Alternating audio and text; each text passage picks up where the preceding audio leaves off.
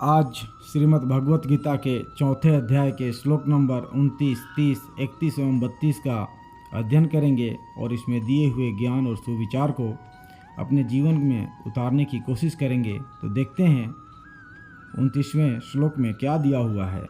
द्रव्य यज्ञ आदि 4 प्रकार के यज्ञों का संक्षेप में वर्णन करके अब 2 श्लोकों में प्राणायाम रूप यज्ञों का वर्णन करते हुए सब प्रकार के यज्ञ करने वाले साधकों की प्रशंसा करते हैं और 29वें और 30वें श्लोक के माध्यम से कहते हैं, अपाने जुह्वति प्राणम प्राणे अपानम तथा अपरे प्राणापान गति रुद्धवा प्राणायाम प्राणयः।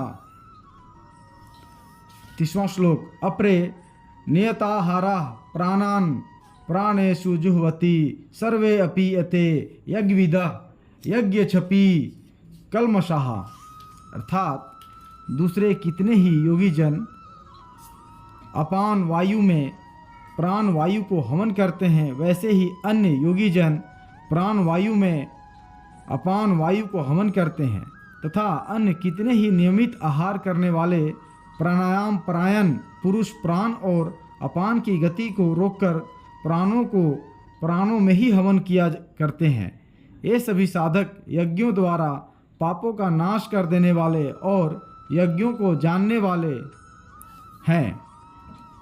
यहाँ जुह्वति क्रिया के प्रयोग का क्या भाव है? प्राणायाम के साधन को यज्ञ का रूप देने के लिए जुह्वति क्रिया का प्रयोग किया गया है। अभिप्राय यह है कि प्राणायाम रूप साधन करना भी यज्ञ ही है। अतएव ममता, आसक्ति और फलेच्छा के त्याग पूर्वक परमात्मा की प्राप्ति के उद्देश्य से प्राणायाम करना भी यज्ञार्थ कर्म होने से मनुष्य को कर्म बंधन से मुक्त करने वाला और परमात्मा की प्राप्ति कराने वाला है। आगे जानते हैं अपान वायु में प्राण वायु का हवन करना क्या है।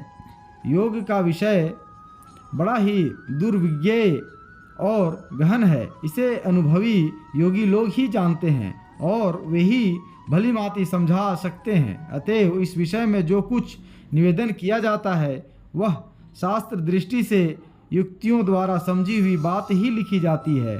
शास्त्रों में प्राणायाम के बहुत से भेद बतलाए गए हैं। उनमें से किसको लक्ष्य बनाकर भगवान का कहना है, यह वस्तुतः भगवान ही जानते हैं।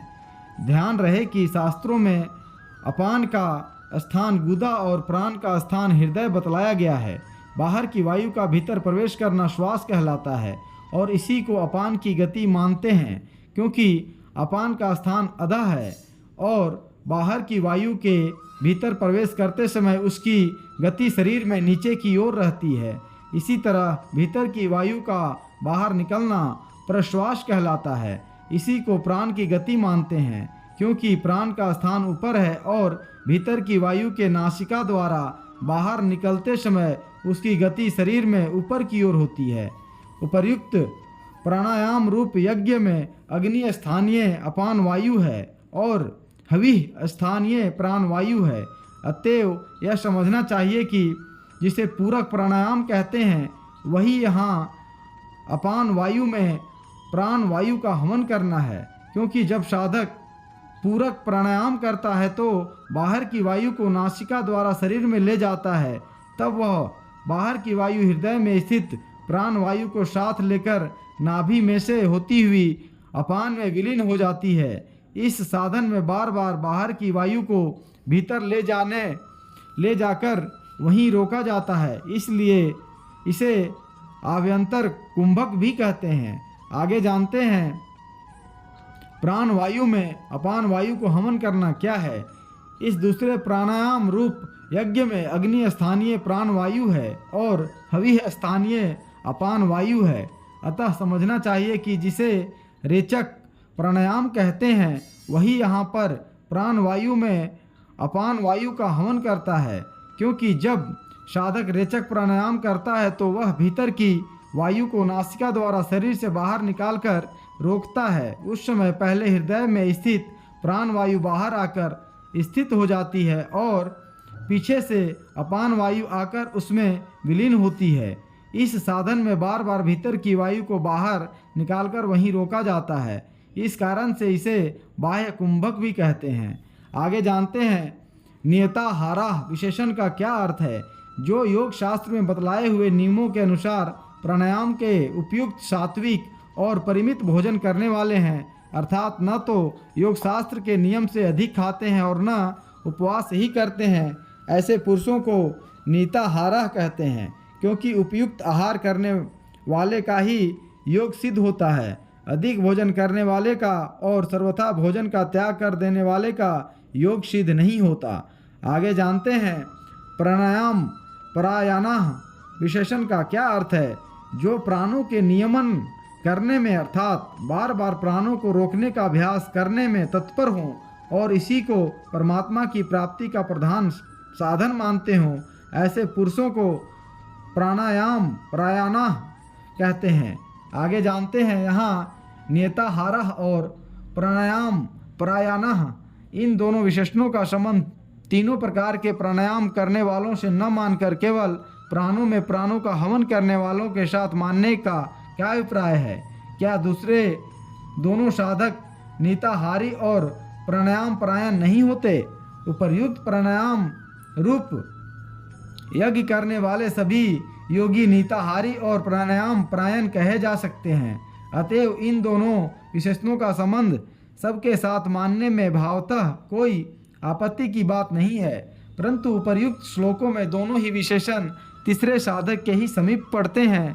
इस कारण व्याख्या में इन विशेषणों का संबंध केवल कुंभक करने वालों से ही माना गया है, किंतु भावतः प्राण में अपान का हवन करने वाले और अपान में प्राण का हवन करने वाले साधकों के साथ भी इन विशेषणों का संबंध समझ सकते हैं।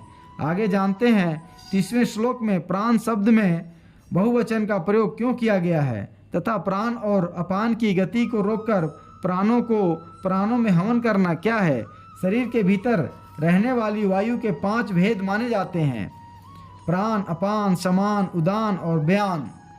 इनमें प्राण का स्थान हृदय, अपान का गुदा, समान का नाभि, उदान का कंठ और व्यान का समस्त शरीर माना गया है। इन 5 वायु भेदों को पंच प्राण भी कहते हैं। अतएव यहाँ 5 वायु भेदों को जीतकर इन सबका निरोध करने के साधन को यज्ञ का रूप देने के लिए प्राण शब्द में बहुवचन का प्रयोग किया गया है। इस साधन में अग्नि और हवन करने योग्य द्रव्य दोनों के स्थान में प्राणों को ही रखा गया है। इसलिए समझना चाहिए कि जिस प्राणायाम में प्राण और अपान इन दोनों की गति रोक दी जाती है, अर्थात न तो पूरक प्राणायाम किया जाता है और न रेचक, किंतु श्वास और प्रश्वासों को बंद करके प्राण अपान आदि समस्त वायु भेदों को अपने अपने स्थानों में ही रोक दिया जाता है, वही यहाँ प्राण और अपान की गति को रोककर प्राणों को प्राणों में हवन करना है। इस साधन में न तो बाहर की वायु को भीतर ले जाकर रोका जाता है और न भीतर की वायु को बाहर लाकर अपने अपने स्थानों में स्थित 5 वायु भेदों को वहीं रोक दिया जाता है। इसलिए इसे केवल कुंभक कहते हैं। आगे जानते हैं उपर्युक्त त्रिविध प्राणायाम रूप यज्ञों में जप करना आवश्यक है या नहीं। यदि आवश्यक है तो प्रणव ओम का ही जप करना चाहिए या किसी दूसरे नाम का भी जप किया जा सकता है। प्रणव ओम सच्चिदानंद घन पूर्व ब्रह्म परमात्मा का वाचक है। किसी भी उत्तम क्रिया के प्रारंभ में इसका उच्चारण करना कर्तव्य माना गया है। इसलिए इस प्रकरण में जितने भी यज्ञों का वर्णन है उन सभी में भगवान के नाम का संबंध अवश्य जोड़ देना चाहिए। हाँ, यह बात अवश्य है कि प्रणव के स्थान में श्री राम, श्री कृष्ण, श्री शिव आदि जिस नाम में जिसकी रुचि और श्रद्धा हो उसी नाम का प्रयोग किया जा सकता है, क्योंकि उस परब्रह्म परमात्मा के सभी नामों का फल श्रद्धा के अनुसार लाभप्रद होता है। यहाँ सभी साधनों का यज्ञ का रूप दिया गया है और बिना मंत्र के यज्ञ को तामस माना गया है। इसलिए भी मंत्र स्थानीय भगवान नाम का प्रयोग परमावश्यक है। उपर्युक्त प्राणायाम रूप यज्ञों में 1, 2, 3 आदि संख्या के प्रयोग से या चुटकी के प्रयोग से मात्रा आदि का ज्ञान रखा जाने से मंत्र की भी कमी रह जाती है, इसलिए वह सात्विक यज्ञ नहीं होता। अतः यही समझना चाहिए कि प्राणायाम रूप यज्ञ में नाम का जप परमावश्यक है, साथ साथ इष्ट देवता का ध्यान भी करते रहना चाहिए। आगे जानते हैं, उपर्युक्त सभी साधक यज्ञों द्वारा पापों का नाश कर देने वाले और यज्ञों को जानने वाले हैं। इस कथन का क्या भाव है? 23वें श्लोक में जो यह बात कही गई थी कि यज्ञ के लिए कर्मों का अनुष्ठान करने वाले पुरुष के समग्र कर्म विलीन हो जाते हैं, वही बात इस कथन से स्पष्ट की गई है। अभिप्राय यह है कि 24वें श्लोक से लेकर यहाँ तक जिन यज्ञ करने वाले साधक पुरुषों का वर्णन हुआ है, वे सभी ममता, आसक्ति और फलेच्छा से रहित होकर यथार्थ उपर्युक्त साधनों का अनुष्ठान करके उनके द्वारा पूर्व संचित कर्म संस्कार रूप समस्त शुभाशुभ कर्मों का नाश कर देने वाले हैं। इसलिए वे यज्ञ के तत्व को जानने वाले हैं। जो मनुष्य उपर्युक्त साधनों में से कितने भी साधनों को सकाम भाव से किसी सांसारिक फल की प्राप्ति के लिए करते हैं, वे यद्यपि न करने वालों से बहुत अच्छे हैं, परंतु यज्ञ के तत्व को समझकर यज्ञार्थ कर्म करने वाले नहीं हैं, अतएव वे कर्म बंधन से मुक्त नहीं होते। अब आगे देखते हैं 31वें श्लोक में क्या दिया हुआ है। इस प्रकार यज्ञ करने वाले साधकों की प्रशंसा करके अब उन यज्ञों को करने से होने वाले लाभ और न करने से होने वाली हानि दिखलाकर भगवान उपर्युक्त प्रकार से यज्ञ करने की आवश्यकता का प्रतिपादन करते हैं। कहते हैं, यज्ञ शिष्टा मृत भुजा यान्ति ब्रह्म सनातनम न अयम लोकः अस्ति अयज्ञस्य कुतः अन्य कुरुशतम। अर्थात हे कुरुश्रेष्ठ अर्जुन, यज्ञ से बचे हुए अमृत का अनुभव करने वाले योगी जन सनातन पर ब्रह्म परमात्मा को प्राप्त होते हैं, और यज्ञ न करने वाले पुरुष के लिए तो यह मनुष्य लोक भी सुखदायक नहीं है, फिर परलोक कैसे सुखदायक हो सकता है। यहाँ यज्ञ से बचा हुआ अमृत क्या है और उसका अनुभव करना क्या है। लोक प्रसिद्धि में देवताओं के निमित्त अग्नि में घृत आदि पदार्थों का हवन करना यज्ञ है, और उससे बचा हुआ हविष्यान ही यज्ञ शिष्ट अमृत है। इसी तरह स्मृतिकारों ने जिन पंच महायज्ञ आदि का वर्णन किया है, उनमें देवता, ऋषि, पितर, मनुष्य और अन्य प्राणी मात्र के लिए यथाशक्ति विधि पूर्वक अन्न का विभाग कर देने के बाद बचे हुए अन्न को यज्ञ शिष्ट अमृत कहा है। किंतु यहाँ भगवान ने उपर्युक्त यज्ञ के रूपक में परमात्मा की प्राप्ति के ज्ञान, संयम, तप, योग, स्वाध्याय, प्राणायाम आदि ऐसे साधनों का भी वर्णन किया है जिनमें अन्न का संबंध नहीं है।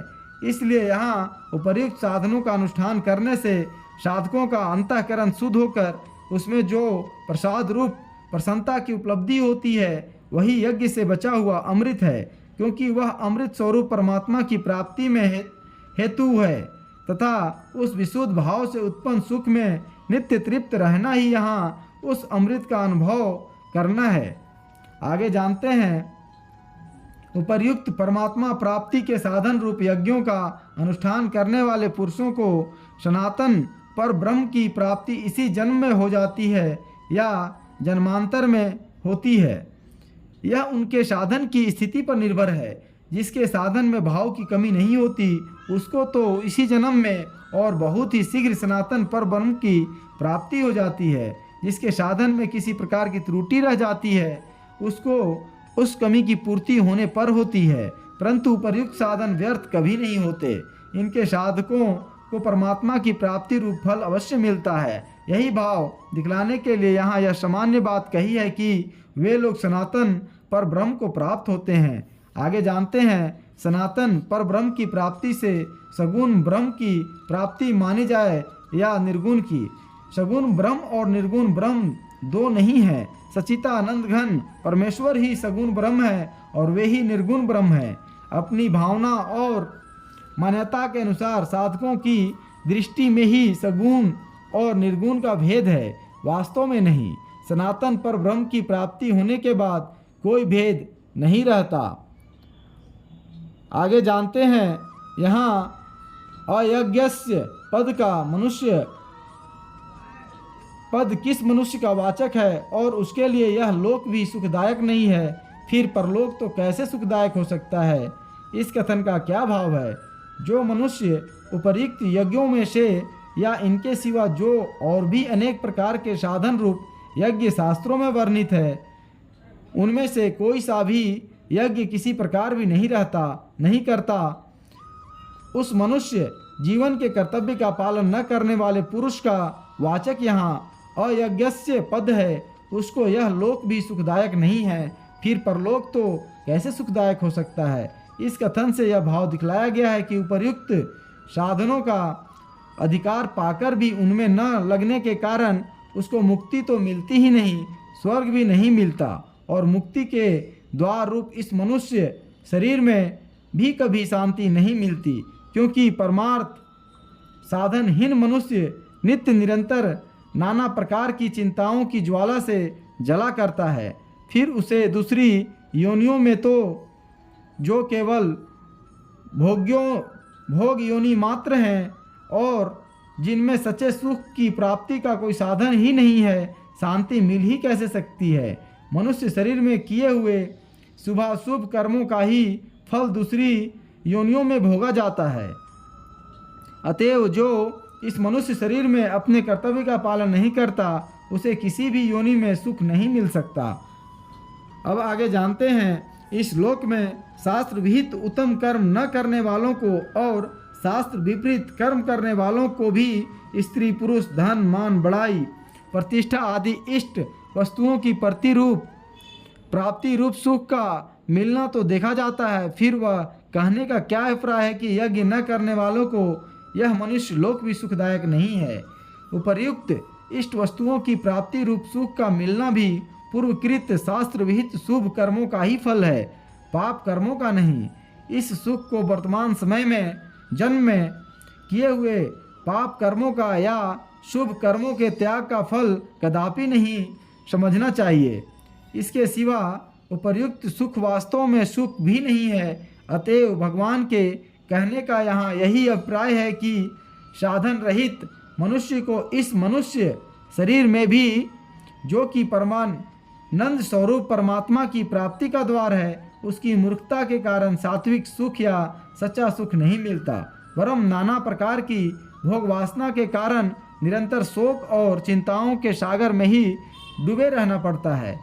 आगे जानते हैं, पुत्र का माता पिता की सेवा करना, स्त्री का पति की सेवा करना, शिष्य का गुरु की सेवा करना और इसी प्रकार शास्त्र विहित अन्य शुभ कर्मों का करना यज्ञार्थ कर्म करने के अंतर्गत है या नहीं, और उनको करने वाला सनातन ब्रह्म को प्राप्त हो सकता है या नहीं।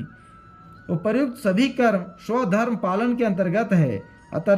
अतएव जब स्वधर्म पालन रूप यज्ञ की परंपरा सुरक्षित रखने के लिए परमेश्वर की आज्ञा मानकर निस्वार्थ भाव से किए जाने वाले युद्ध और कृषि वाणिज्य आदि रूप कर्म भी यज्ञ के अंतर्गत हैं, और उनको करने वाला मनुष्य भी सनातन ब्रह्म को प्राप्त हो जाता है, तब माता पिता आदि गुरुजनों को, गुरु को और पति को परमेश्वर की मूर्ति समझकर या उनमें परमात्मा को व्याप्त समझकर अथवा उनकी सेवा करना अपना कर्तव्य समझकर उन्हीं को सुख पहुंचाने के लिए जो निस्वार्थ भाव से उनकी सेवा करना है, वह यज्ञ के लिए कर्म करना है, और उसे मनुष्य को सनातन ब्रह्म की प्राप्ति हो जाती है। इसमें तो कहना ही क्या है। अब आगे जानते हैं, इस प्रकरण में जो भिन्न भिन्न यज्ञों के नाम से भिन्न भिन्न प्रकार के साधन बतलाए गए हैं, वे ज्ञान योगी के द्वारा किए जाने योग्य हैं या कर्म योगी के द्वारा। 24वें श्लोक में जो ब्रह्म यज्ञ और 25वें श्लोक के उत्तरार्ध में जो आत्मा परमात्मा का अभेद दर्शन रूप यज्ञ बतलाया गया है, उन दोनों का अनुष्ठान तो ज्ञान योगी ही कर सकता है, कर्म योगी नहीं कर सकता, क्योंकि उनमें साधक परमात्मा से भिन्न नहीं रहता। उनको छोड़कर शेष सभी यज्ञों का अनुष्ठान ज्ञान योगी और कर्म योगी दोनों ही कर सकते हैं। उनमें दोनों के लिए ही किसी प्रकार की अड़चन नहीं है। अब आगे देखते हैं 32वें श्लोक में क्या दिया हुआ है। 16वें श्लोक में भगवान ने यह बात कही थी कि मैं तुम्हें वह कर्म तत्व बतलाऊंगा जिसे जानकर तुम अशुभ से मुक्त हो जाओगे। उस प्रतिज्ञा के अनुसार 18वें श्लोक से यहाँ तक उस कर्म तत्व का वर्णन करके अब उसका उपसंहार करते हैं। कहते हैं, एवं बहुविधा यज्ञः वितताः ब्रह्मणः मुखे कर्म जान विधि तान सर्वान एवं ज्ञातवा विमोक्ष्यसे। अर्थात इसी प्रकार और भी बहुत तरह के यज्ञ वेद की वाणी में विस्तार से कहे गए हैं। उन सबको तू मन, इंद्रिय और शरीर की क्रिया द्वारा संपन्न होने वाले जान। इस प्रकार तत्व से जानकर उनके अनुष्ठान द्वारा तू कर्म बंधन से सर्वथा मुक्त हो जाएगा। यहाँ इसी प्रकार और भी बहुत तरह के यज्ञ वेद की वाणी में विस्तार से कहे गए हैं। इस कथन का क्या भाव है? इससे भगवान ने यह भाव दिखलाया है कि मैंने जो तुमको यह साधन रूप यज्ञ बतलाए हैं, इतने ही यज्ञ नहीं हैं, किंतु इनके सिवा और भी प्रतीक, उपासनादि बहुत प्रकार के यज्ञ यानी परमात्मा की प्राप्ति के साधन वेद में बतलाए गए हैं। उन सब का अनुष्ठान अभिमान, ममता, आसक्ति और फलेच्छा के त्याग पूर्वक करने वाले सभी साधक यज्ञ के लिए ही कर्म करने वाले हैं। अतएव उपर्युक्त यज्ञों को करने वाले पुरुषों की भांति वे भी कर्म बंधन में न पड़कर सनातन पर ब्रह्म को प्राप्त हो जाते हैं। आगे जानते हैं, यहाँ यदि ब्रह्म शब्द का अर्थ ब्रह्मा या परमेश्वर मान लिया जाए और उसके अनुसार यज्ञों को वेदवाणी में विस्तृत न मानकर ब्रह्मा के मुख में या परमेश्वर के मुख में विस्तृत मान लिया जाए तो क्या आपत्ति है? क्योंकि प्रजापति ब्रह्मा ने यज्ञ सहित प्रजा को उत्पन्न किया, यह बात 3 अध्याय के 10वें श्लोक में आई है, और परमेश्वर के द्वारा ब्राह्मण, वेद और यज्ञों की रचना की गई है, यह बात 17वें अध्याय के 23वें श्लोक में कही गई है। प्रजापति ब्रह्मा की उत्पत्ति भी परमेश्वर से ही होती है। इस कारण ब्रह्मा से उत्पन्न होने वाले वेद, ब्राह्मण और यज्ञ आदि को ब्रह्मा से उत्पन्न बतलाना अथवा परमेश्वर से उत्पन्न बतलाना दोनों एक ही बात है। इसी तरह भिन्न भिन्न यज्ञों का विस्तार पूर्वक वर्णन वेदों में है और वेदों का प्राकट्य ब्रह्मा से हुआ है तथा ब्रह्मा की उत्पत्ति परमेश्वर से। इस कारण यज्ञों को परमेश्वर से या ब्रह्मा से उत्पन्न बतलाना अथवा वेदों से उत्पन्न बतलाना भी एक ही बात है, किंतु अन्यत्र यज्ञों को वेद से उत्पन्न बतलाया गया है और उनका विस्तार पूर्वक वर्णन भी वेदों में है। इसलिए ब्रह्म शब्द का अर्थ वेद मानकर जैसा अर्थ किया गया है वही ठीक मालूम होता है। अब आगे जानते हैं, उन सबको तू मन, इंद्रिय और शरीर की क्रिया द्वारा संपन्न होने वाले जान। इस कथन का क्या भाव है? इस कथन से भगवान ने कर्मों के संबंध में 3 बातें समझाने की बात कही है। पहला, यहाँ जिन साधन रूप यज्ञों का वर्णन किया गया है एवं इनके सिवा और भी जितने कर्तव्य कर्म रूप यज्ञ शास्त्रों में बतलाए गए हैं, वे सब मन, इंद्रिय और शरीर की क्रिया द्वारा ही होते हैं। उनमें से किसी का संबंध केवल मन से है, किसी का मन और इंद्रियों से तथा किसी का मन, इंद्रिय और शरीर इन सब से है। ऐसा कोई भी यज्ञ नहीं है जिसका इन तीनों में से किसी के साथ संबंध न हो। इसलिए साधक को चाहिए कि जिस साधन में शरीर, इंद्रिय और प्राणों की क्रिया का या संकल्प, विकल्प आदि मन की क्रिया का त्याग किया जाता है, उस त्याग रूप साधन को भी कर्म ही समझे और उसे भी फल, कामना, आसक्ति तथा ममता से रहित होकर ही करे, नहीं तो वह भी बंधन का हेतु बन सकता है।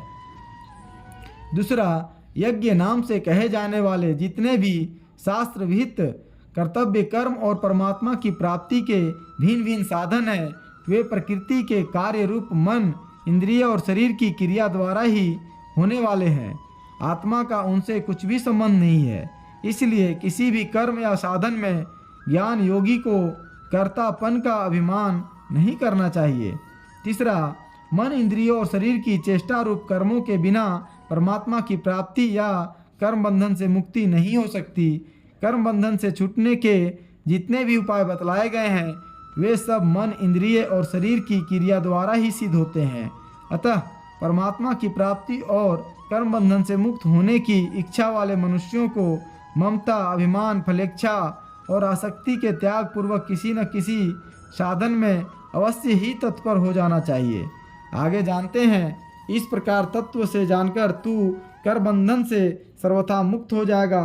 इस कथन का क्या अभिप्राय है? इससे भगवान ने यह बात कही है कि 18वें श्लोक से यहाँ तक मैंने जो तुमको कर्मों का तत्व बतलाया है, उसके अनुसार समस्त यज्ञों को उपयुक्त प्रकार से भली भांति तत्व से जानकर तुम कर्म बंधन से मुक्त हो जाओगे, क्योंकि इस तत्व को समझकर कर्म करने वाले पुरुष के कर्म बंधन कारक नहीं होते, बल्कि पूर्व संचित कर्मों का ही नाश करके मुक्तिदायक हो जाते हैं।